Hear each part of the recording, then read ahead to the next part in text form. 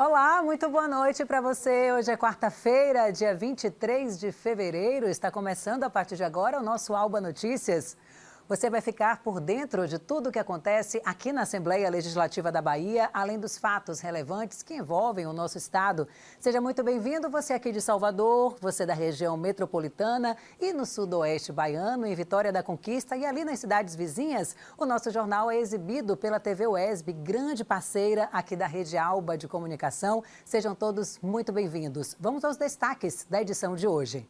Sessão extraordinária. Deputados aprovam renovação de 40 decretos de calamidade pública para as cidades baianas em razão da Covid-19. Comissão de Constituição e Justiça da ALBA dá parecer favorável a 4 projetos de lei, entre eles o que atualiza a Lei Orgânica da Defensoria Pública da Bahia. Eleições 2020. Tribunal Superior Eleitoral firma parceria com 8 plataformas digitais para combater as fake news. Momento do esporte. A importância de um plano nutricional bem definido na preparação física de atletas de alto rendimento. E ainda, combate ao trabalho infantil. Fiscais percorrem praias de Salvador e região metropolitana para evitar a presença de crianças atuando como ambulantes, prática comum principalmente no verão. Tudo isso e muito mais no Alba Notícias.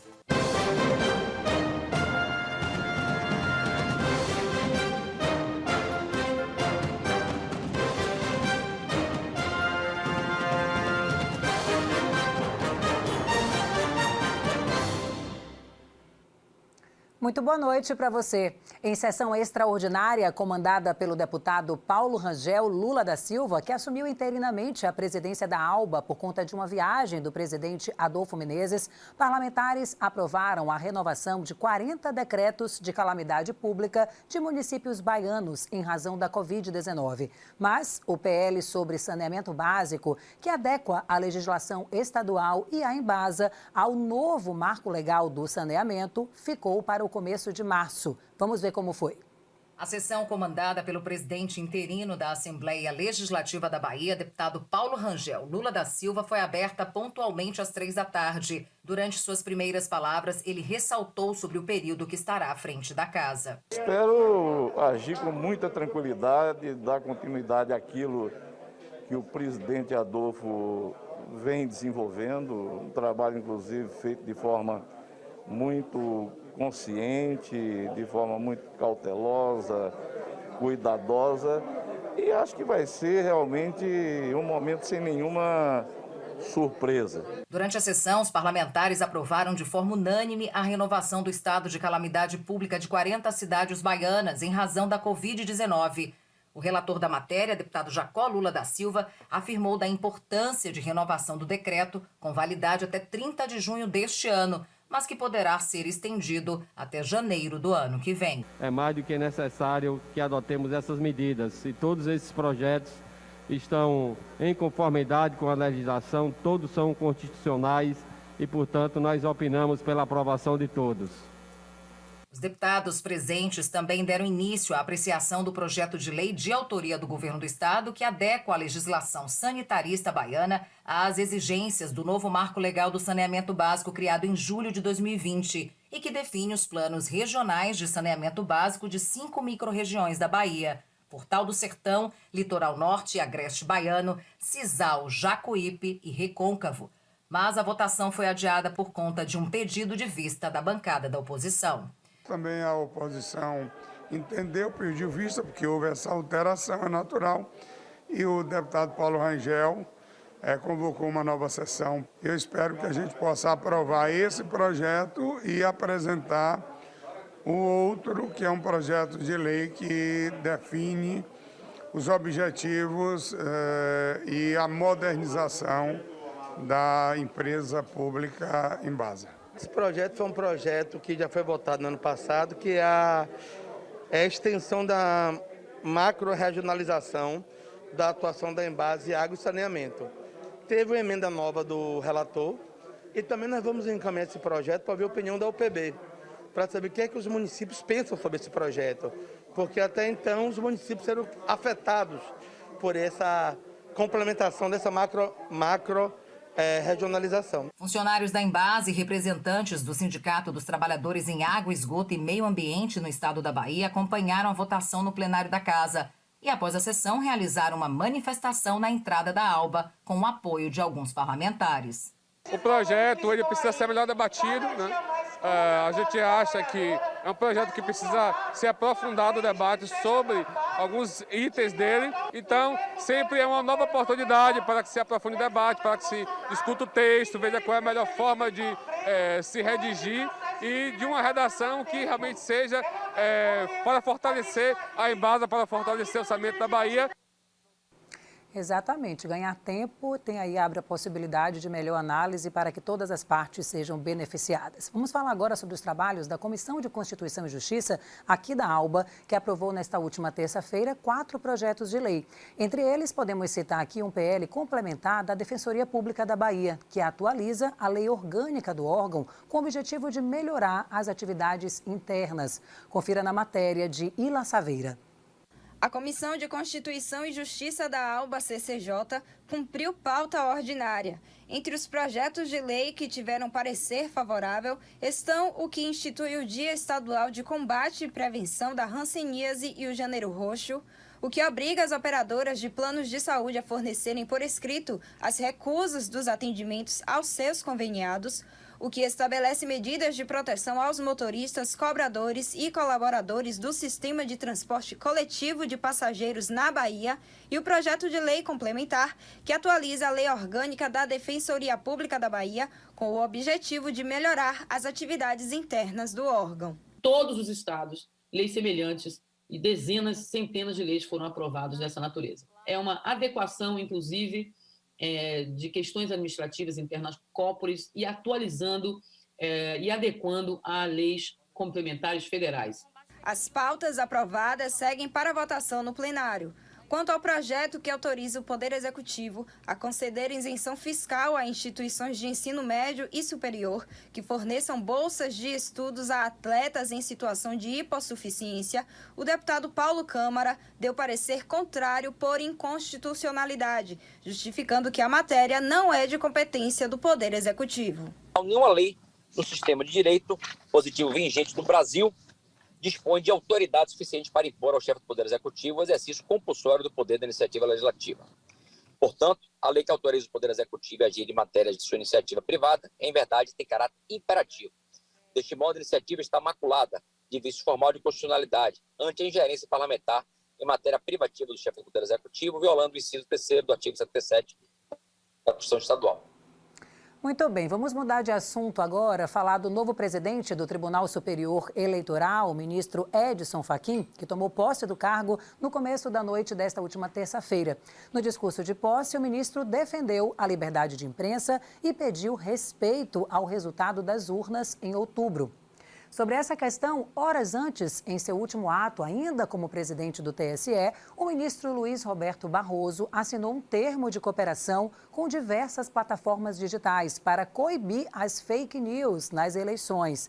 A repórter Patrícia Oliveira acompanhou e traz para a gente mais informações. Fazem parte do acordo o Twitter, o TikTok, o Facebook, o WhatsApp, o Google, o Instagram, o YouTube e o Quai. Segundo a chefe de políticas públicas para o Instagram, tanto o Instagram quanto o Facebook terão um canal de denúncias dedicado ao Tribunal Superior Eleitoral para combater a disseminação de notícias falsas durante as eleições de 2022. Vamos ter pela primeira vez um canal de denúncias dedicado ao TSE, como parte do nosso trabalho colaborativo para as eleições desse ano. Uma vez recebida a denúncia, os conteúdos serão analisados pela Meta, a operadora do Facebook e do Instagram, e se violarem as políticas da plataforma, serão removidos. Para o presidente do TSE, Roberto Barroso, a cooperação com as plataformas é mais uma iniciativa que busca garantir a realização de um pleito livre, limpo e seguro, sem mentiras e discursos de ódio.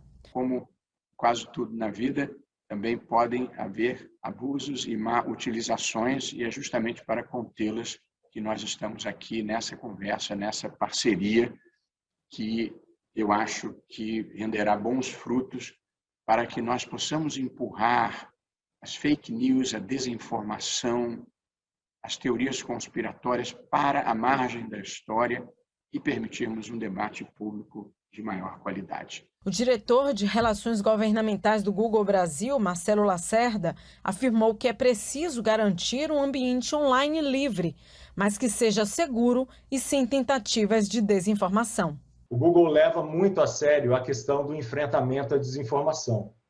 E isso se reflete nas nossas políticas de combate e que restringem conteúdo enganoso, ou de incitação ao ódio, conteúdo violento, de assédio. No YouTube, por exemplo, já temos políticas próprias para combater a desinformação eleitoral. E tendo em vista o dinamismo desse mundo online, essas regras precisam estar sempre atualizadas. Para esse cientista político, a iniciativa é fundamental para minimizar a disseminação de informações falsas nas eleições. Novas tecnologias possibilitaram que as velhas mentiras ganhassem uma nova roupagem. Mentira nas eleições sempre existiu. Então, essa rede de contatos que a Justiça Eleitoral está constituindo com outros órgãos, a fim de promover a verdade e combater a mentira, é muito importante. Não vai acabar completamente com o problema, mas se houver a possibilidade de minimizá-lo, de reduzir o impacto dos seus efeitos, já será muito relevante. Importantíssimo, né? Como bem disse a matéria, essa parceria com o TSE, esse ambiente online livre, esse espaço, né, para debater, para estar ligado principalmente nessas fake news, mas é importantíssimo também o TSE estar atento ao cumprimento, né, a agilidade, a celeridade dessas redes, não efetiva punição, né, ou retirada do ar desse conteúdo. Aqui mesmo no nosso jornal, a gente noticiou há poucas semanas atrás algo que estava realmente complicando a vida do cidadão comum, com pessoas tendo suas redes clonadas, uma verdadeira quadrilha, e o Instagram e Facebook estavam ali um pouco ociosos nessas ações. Espero que na esfera da política a gente tenha maior agilidade, porque de fato informação, conhecimento é poder e o que está errado tem que ser tirado do ar rapidamente.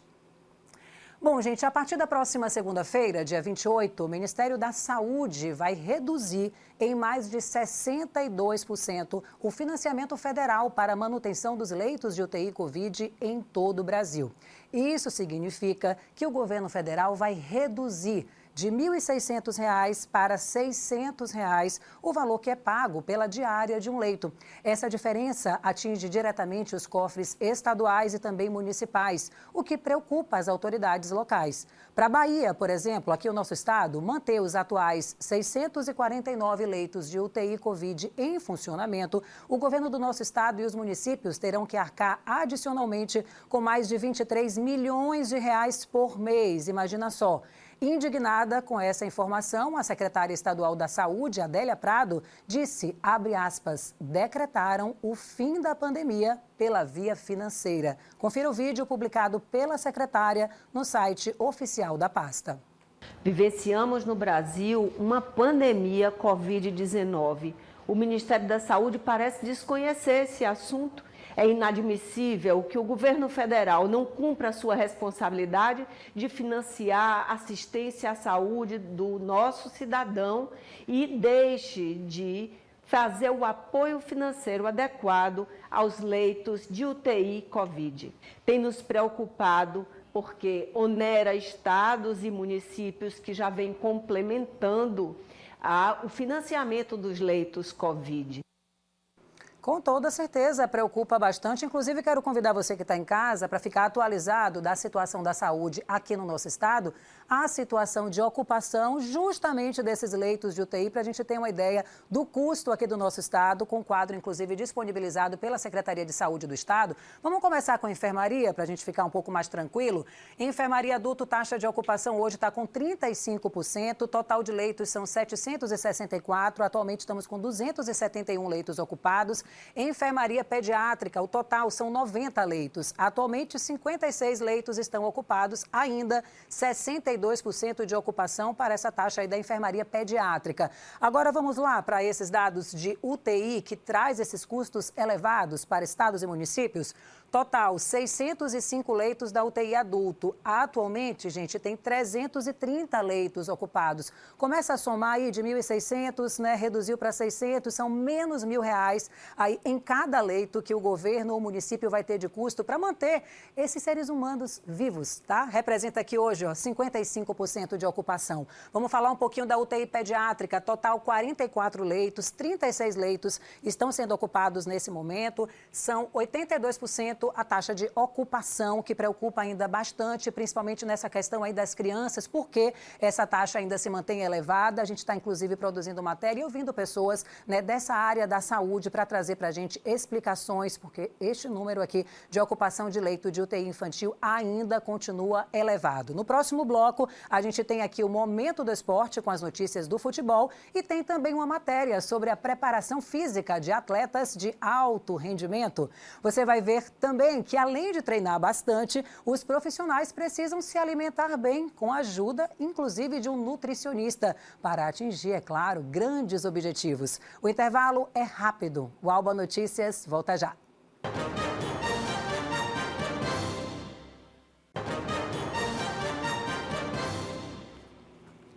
Sim, já estamos de volta e, como você já sabe, vamos direto ao Momento do Esporte. Roda a vinheta. Leonardo Costa é o homem do esporte aqui da TV Alba, ele que leva para você que está em casa as informações, as novidades. Tudo bom, Léo? O que é que tem de novidade para a gente hoje? Tudo Conta tranquilo, aí. Minha parceira. Seja bem-vinda de volta, né? Ontem não pôde estar aqui. A gente tem Copa do Brasil, tem seleção feminina brasileira também. E a gente já começa com isso. A seleção brasileira feminina repetiu seu fraco desempenho ofensivo das partidas anteriores, empatou em 0-0 com a Finlândia e se despediu do torneio da França. Apesar de ter dominado a bola nos 90 minutos, a equipe criou pouco e finalizou menos ainda. Uma pena, né? Agora a gente vai falar sobre a preparação de atletas de alto rendimento. E isso não inclui apenas treinos e mais treinos. É preciso comer bem para atingir bons resultados.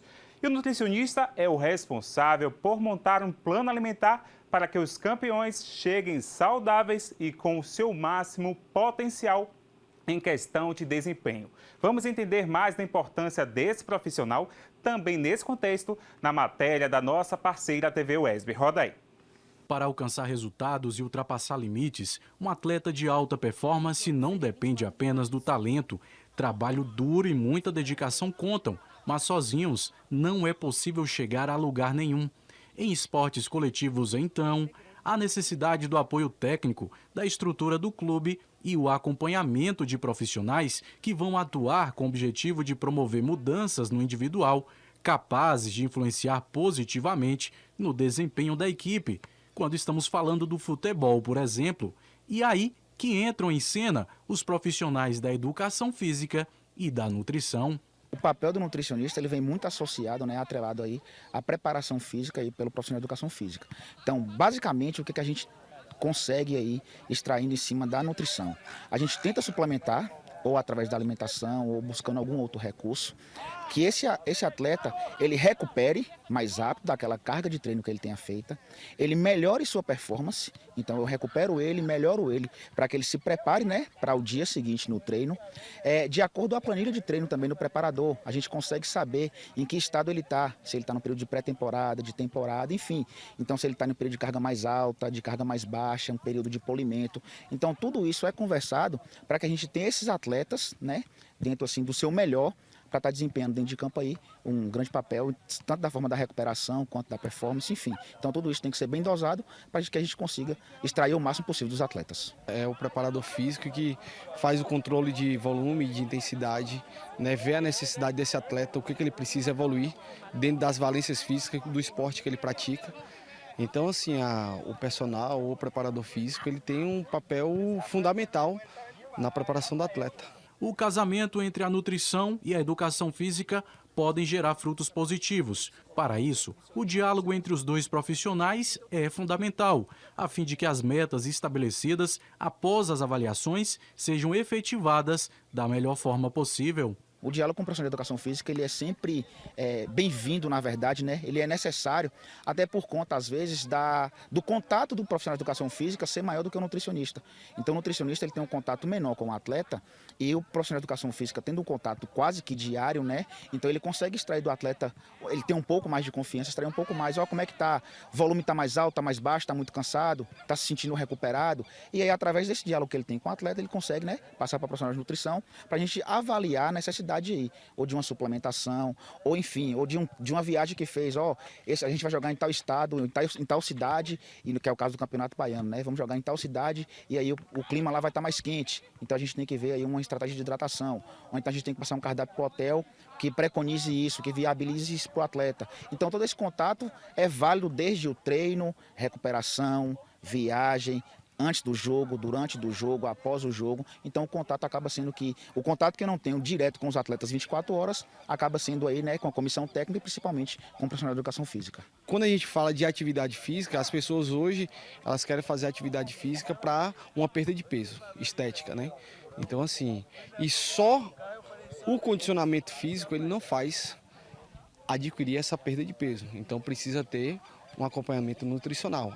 A parte da nutrição, sim, faz ter essa redução. Então, é muito importante você ter um profissional da nutrição para conversar, para dialogar, para saber qual é a necessidade energética, principalmente. Tem um exercício que demanda uma capacidade energética e você adquirir isso com a alimentação. E ninguém mais apropriado do que o nutricionista para estar instruindo tanto o personal quanto o aluno sobre a gestão de alimentação adequada para um determinado tipo de exercício que ele está fazendo.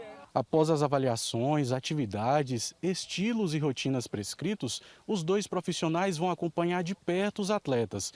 Já estes vão ter que correr, suar a camisa, para que os resultados planejados apareçam em forma de títulos, números e pódios.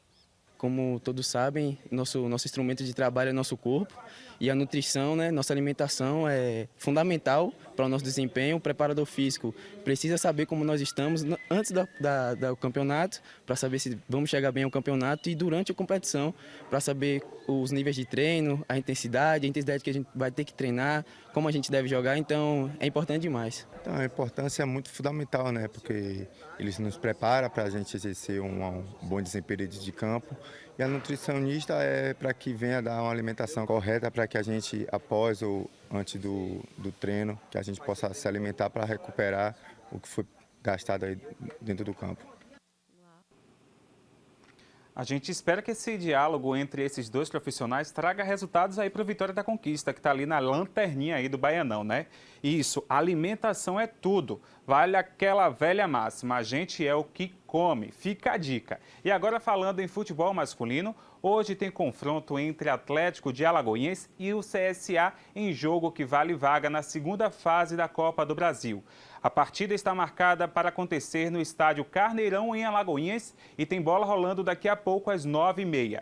O inédito título do Campeonato Baiano 2021 garantiu ao Atlético de Alagoinhas uma vaga na Copa do Brasil 2022. A estreia será em casa, onde o time só perdeu 2 vezes nessa temporada, uma delas utilizando os reservas contra o Ceará pela Copa do Nordeste. Amanhã eu trago o resumo dessa partida e outras notícias do mundo esportivo.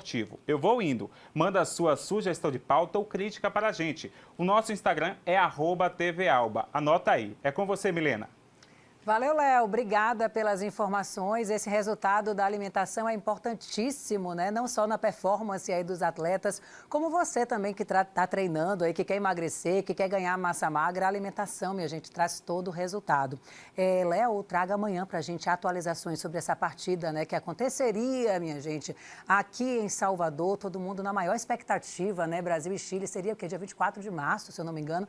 Capacidade da Fonte Nova, 51 mil pessoas, e o governador Rui Costa disse, aqui não. Onde será que vai ser esse jogo? Amanhã você conta pra gente, viu, Léo? Eu te aguardo aqui.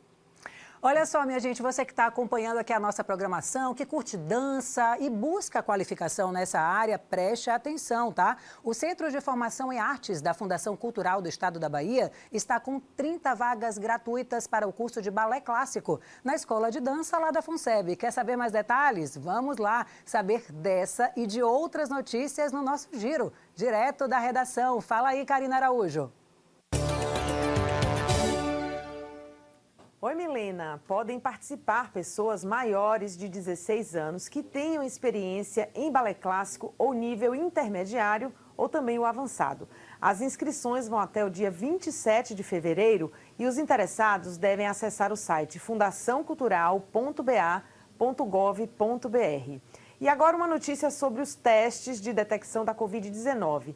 Aqui na Bahia, houve uma queda de 34% nos resultados positivos. Ainda bem, os dados foram disponibilizados pela Secretaria de Saúde do Estado. Até o momento, temos mais de 13 mil casos ativos. Ainda é muito alto. E para finalizar, o governo da Bahia está com mais de 4 mil vagas para o programa Partiu Estágio. As inscrições podem ser feitas até o dia 14 de março por meio do site que aparece aqui na telinha. Voltamos ao estúdio. Obrigada, Karina. Só notícia boa, hein? Você que não conhece ainda o trabalho da FUNSEB, vale a pena procurar na internet, porque você que gosta de música, de arte, de dança, tem lá várias oficinas, cursos e todas essas novidades que Karina acabou de apresentar. Testes também sendo negativados de Covid, que bom, traz aquela esperança do platô, da regressão e do fim da pandemia. E, por fim, essa aí que é notícia, né, para vocês que estão estudando e que precisam cada vez mais estar sendo capacitados, entrando no mercado de trabalho. Sempre aqui ligadinho no nosso Direto da Redação e no nosso Alba Notícias com informações e novidades para você. Agora, olha, a gente faz um alerta, tá? Dados da mais recente pesquisa nacional por amostra de domicílios, realizada pelo IBGE, revelaram que cerca de 1.800.000 crianças e adolescentes com idade aí entre 5 e 13 anos atuam em situação de trabalho infantil aqui no Brasil, tá? Auditores fiscais do trabalho estão, inclusive, percorrendo praias de Salvador e também ali da região metropolitana para evitar essa prática que, infelizmente, é muito comum, principalmente aqui no verão, quando as crianças são encontradas ali vendendo alimentos e até bebidas alcoólicas. Olha aí. A operação de combate ao trabalho infantil nas praias de Salvador e também de Lauro de Freitas começou no último dia 7 de fevereiro e vai durar todo o verão. Esse ano já foram identificadas 11 crianças e adolescentes trabalhando nas praias. Eu vou conversar com o auditor fiscal do trabalho, Antônio Ferreira, para explicar melhor sobre esse trabalho que vem sendo feito nas praias, Antônio. Como é que é feita essa abordagem? Olá, Karina. Olá, telespectadores. Essa abordagem é feita diretamente às crianças. A gente observa como é que se dá o trabalho deles, né? Servindo ou carregando coisas na praia. A gente aborda, pergunta se eles estão acompanhados, enquanto somos uma equipe, né? Enquanto um auditor conversa com o responsável, outro conversa com a criança ou adolescente, para extrair dele o maior número possível de informações, para depois ser acionada a rede de proteção, que vai localizar a casa, vai localizar essa família para verificar como pode ser acolhida, o que está provocando o uso dessa mão de obra da criança, seja pela família, seja por um comerciante que não é da família da criança. Normalmente, em que situações vocês encontraram essas crianças? Trabalhando, fazendo o quê? Nas praias, nós encontramos servindo acarajé, por exemplo, vinculados a baianas de acarajé, a barracas de bebidas alcoólicas, também tem, não vinculados a barracas nem comerciantes, mas caminhando pela praia, vendendo amendoins, e aí a gente chega até os pais, né, até a mãe, que monitora a distância, mas esse monitorar é ilusório, porque o contato com o comerciante, com o consumidor daquele produto é só da criança e do adolescente. O pai não está ali do lado, o pai não acompanha aquela conversa, aqueles combinados com o público, né? Um público desconhecido para a criança, além da insolação que é possível que ela aconteça, porque os horários de praia mais atraentes para o banhista são os horários de sol.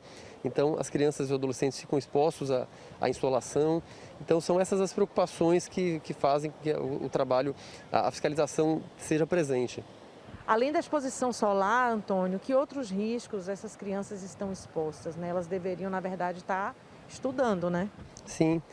Toda criança e adolescente, independente da classe social, ele deve ter seus direitos garantidos. Mas há diversos acidentes fatais, graves, mutiladores quando a criança se expõe ao trabalho. Um exemplo é a abertura de coco, por exemplo.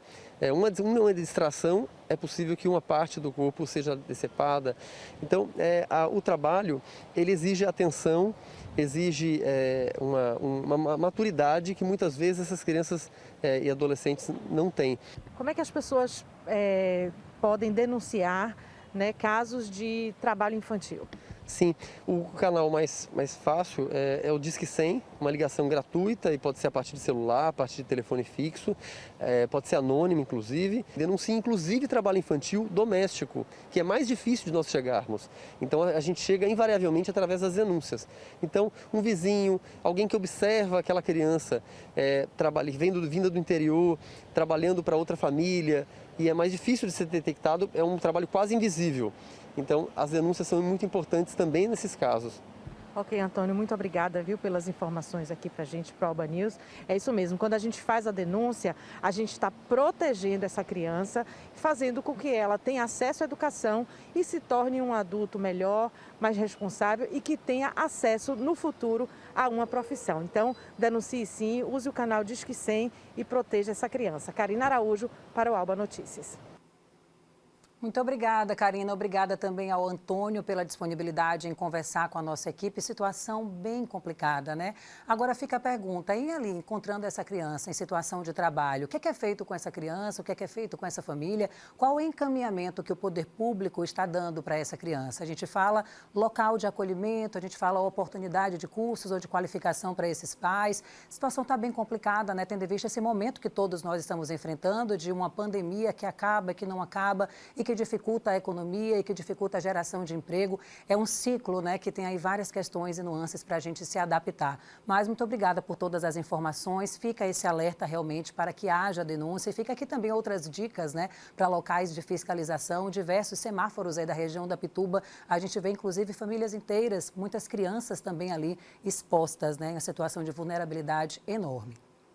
Com essa notícia, a gente finaliza o nosso Alba Notícias de hoje. Você pode rever essa edição na íntegra acessando o nosso canal no YouTube. Vai lá e coloca TV Alba, se inscreve no canal ou então assista também a reprise do nosso AN, que acontece todos os dias às 7 da manhã aqui na TV. Você pode também acompanhar toda a nossa programação através das redes sociais, no nosso Facebook e Instagram, ou ainda pelo site al.ba.gov.br. Muito obrigada pela sua companhia e audiência. Um excelente final de noite. A gente se encontra amanhã. Tchau, tchau.